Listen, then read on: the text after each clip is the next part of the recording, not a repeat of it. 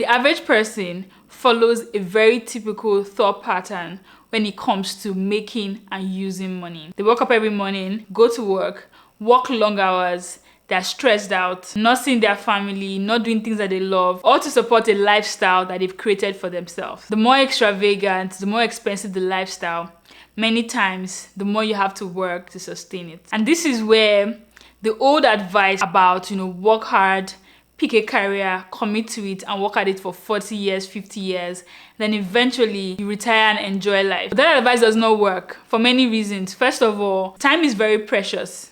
By the time you're 60 and you retire, you're probably too old to travel the world. You're probably too old to pursue your dreams, to start a business that you want to start. And even by that time, the amount of money that you would have amassed and saved up over the years, the inflation rate at that time could be higher than it is today. Like, life could look radically different from what it is today. The purchasing power of the money you put away in 2024 may look very different, 50 or 40 years from now. These mindsets, this typical way of behaving, keeps us in what we know as the rat race, where essentially you are exchanging your time, your life, for money. I came across this concept in a book titled Your Money or Your Life. I think it's a very good book that everyone should read. It gives you a different perspective on making money and pursuing wealth. But the key is that every time that you go to work, you work 50 hours a week, you work 60, 70 hours a week. That is 70 hours of your life that you are exchanging for whatever salary or income that you are making. Now, there's nothing wrong with that. I have a 9-to-5 job, and every week I happily go and exchange a few hours of my life, for my paycheck, and I'm very grateful for it.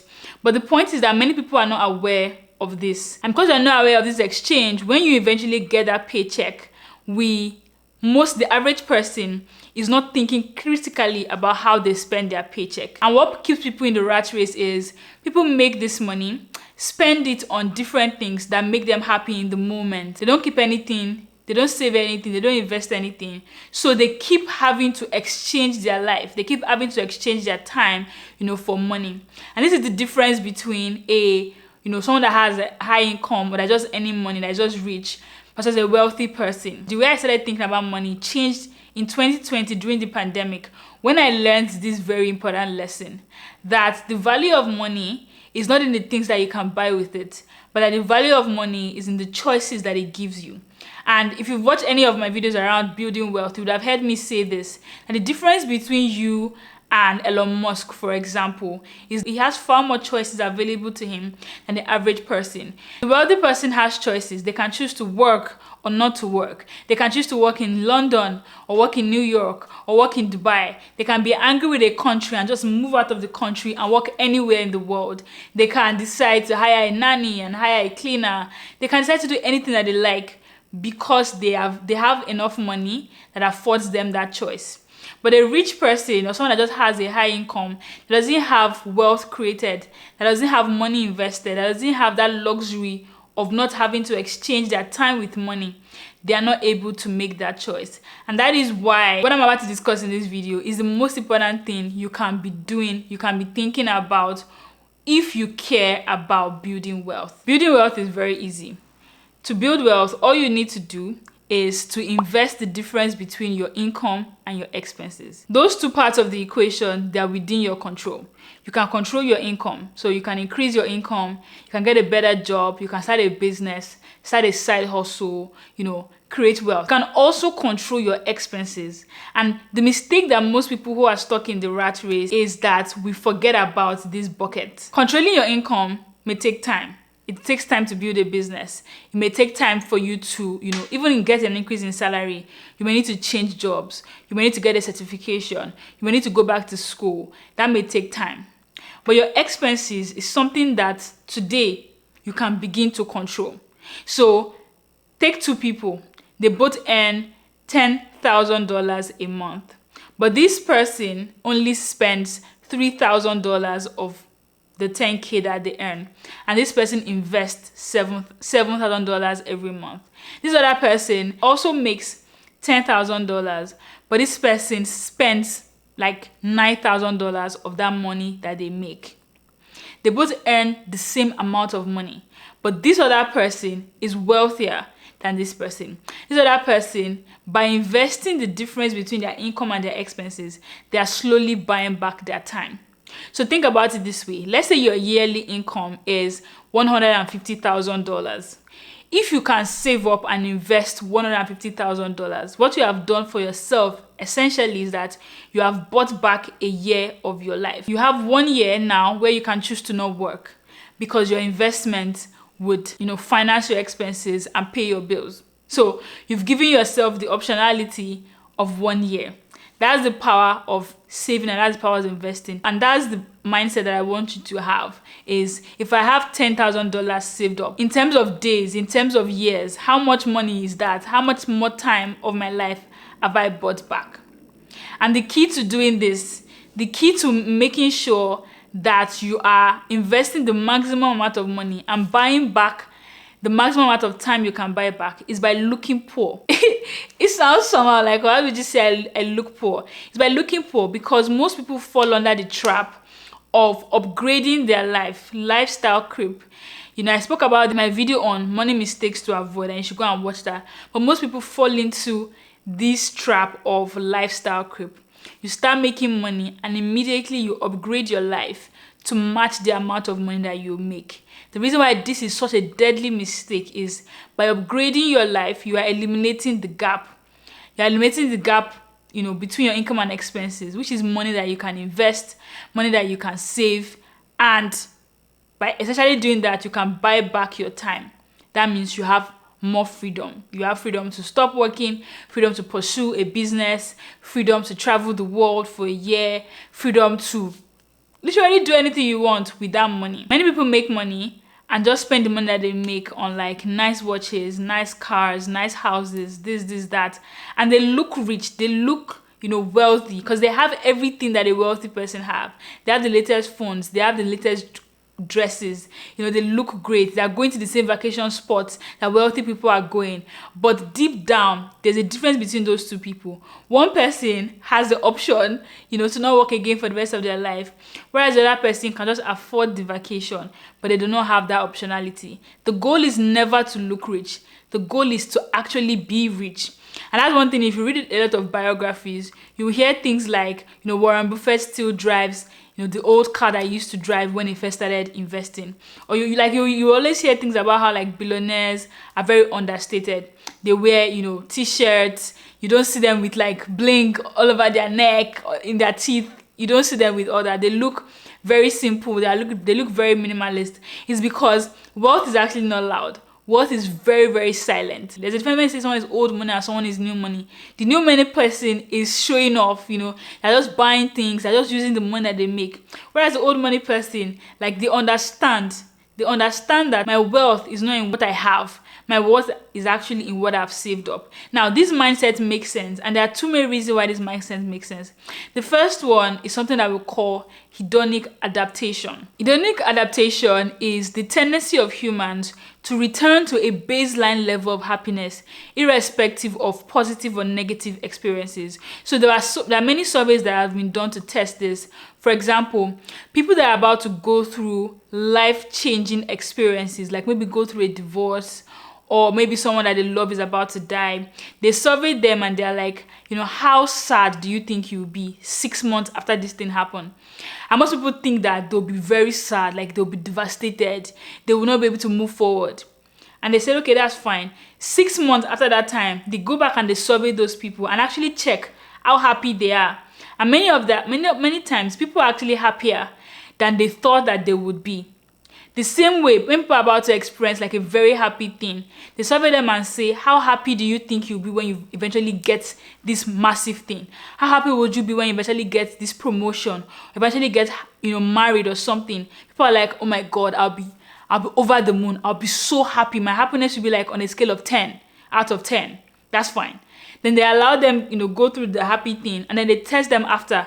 And most people are at their baseline level of happiness. So the bias is that it's normal for our brain to trick us. Normal for you to think that, you'll be happier when you get X. I'll be happier when I'm driving my dream BMW.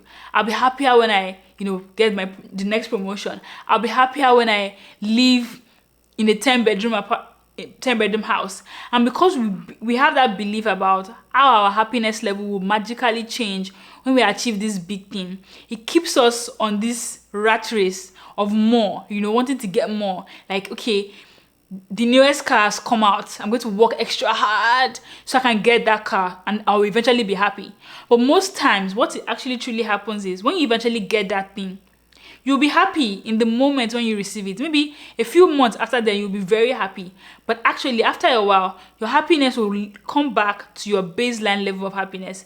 So what that means is, let's say that on a scale of 1 to 10, as a person, your baseline level of happiness is on a 6. And then you get your dream car. You buy, BMW C300. That's your dream car, for example.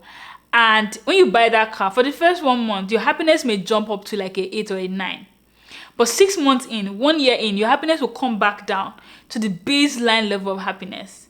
So if you, got an extra job, worked extra hard, went into debt to get that car, was it actually worth it? And this is what keeps most people in the rat race. You start making a lot of money, and then their taste, their appetite for stuff, it increases. What makes it increase is that bias of like, I'll be happy when I have X. I'll be happy when I have that. So it keeps them striving. It keeps them striving for more. And they get the more, they return back to their baseline level of happiness and realize that, okay, I need more. It's like dopamine. I need more. It's like a drug addict. The more they use drugs, the more they want to use drugs, which makes them want to use drugs more. Hedonic adaptation is a human bias, and deliberately controlling your appetite, controlling your taste, deliberately disciplining yourself, controlling your appetite will prevent you from being stuck in that endless loop of always wanting more, always wanting the faster car, the nicer house, the latest phone, the latest dress, buying on the latest sale.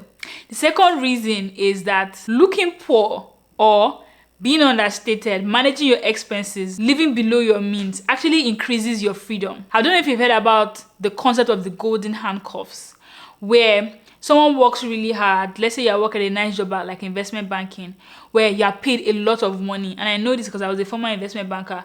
You are paid a lot of money, and you fall into this whole hedonic adaptation, rat race thing, and you begin to upgrade your life.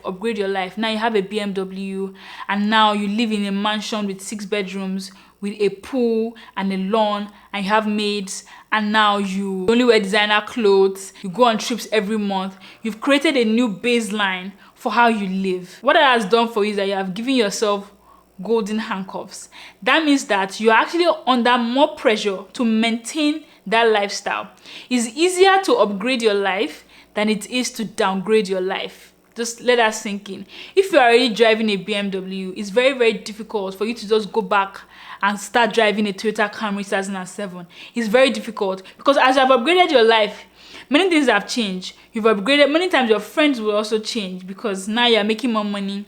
You probably move to a nicer neighborhood, and just that shame of like, what would they think of me is enough to keep people trapped. So many people, they are still in investment banking, for example, and they may hate the job, it may be killing them, it may be taking time away from their family, but now they're a director, now they're a vice president, now they're making more money, but they're also under more pressure because now they cannot afford to lose their job. They cannot afford to take a break. They cannot afford to make a mistake at work, because if they lose their job, how would they be able to afford the nanny? How would they be able to afford the light bill in the mansion? How would they be able to afford the maintenance fee on their BMW? How would they be able to afford the private schools that their children go to? You see, all these things are not bad, by the way. Like, BMW is one of my dream cars. I want to own a BMW. I want to live in a mansion. And I'm not saying that all these things are bad.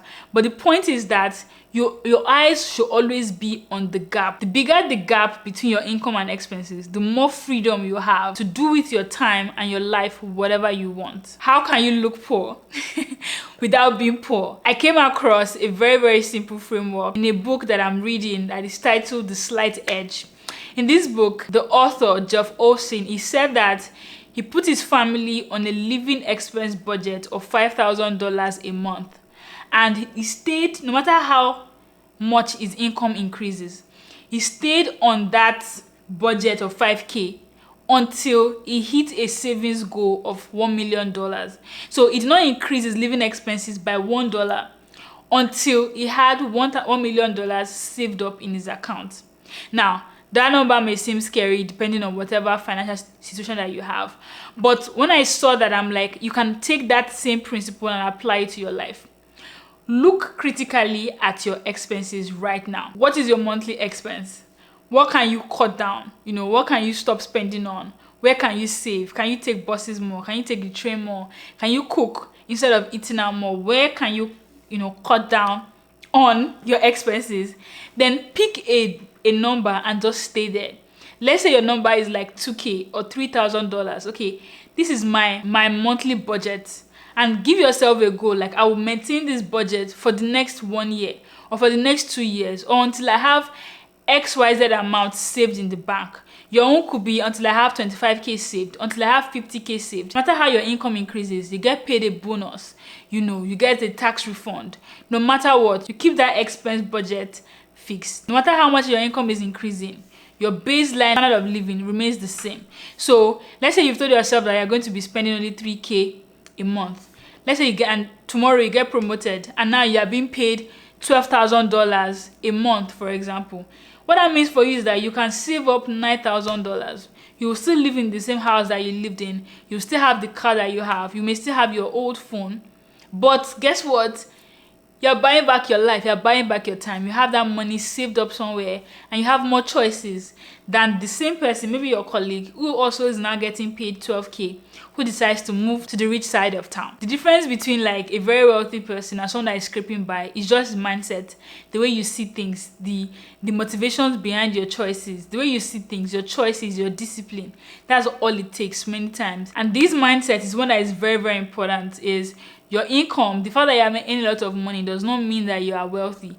Does not mean that that's how much money that you have. What you have is the difference between what you make and what you spend. If you like this video, then you definitely like my video about the money lessons that I've learned. In that video, I talk about some of the other mindsets that has really radically changed the way I look at money, and that has kind of set me on this path of building wealth and having a healthy personal finance life. Let me know what you guys think in the comment section, and I'll see you in the next video.